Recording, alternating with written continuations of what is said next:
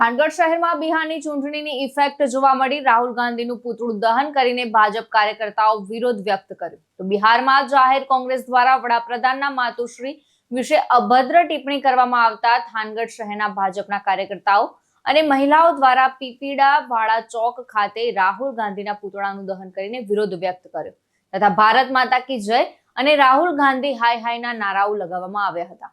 થાનગઢ શહેર યુવા મોરચા પ્રમુખ આજ રોજ યુવા મોરચા દ્વારા થાનગઢ શહેર આઝાદ ચોક ખાતે રાહુલ ગાંધી જે કોંગ્રેસ પાર્ટી છે એમના કાર્યકર્તાઓ દ્વારા જે પ્રધાનમંત્રી મોદી સાહેબના માતૃશ્રી વિશે જે અભદ્ર ટિપ્પણી કરી એના અનુસંધાને જાહેરમાં આઝાદ ચોકમાં પુત્રદહન કરવામાં આવ્યું। વિક્રમસિંહ જાડેજા સાથે ચક્રવાત ન્યૂઝ ચોટીલા।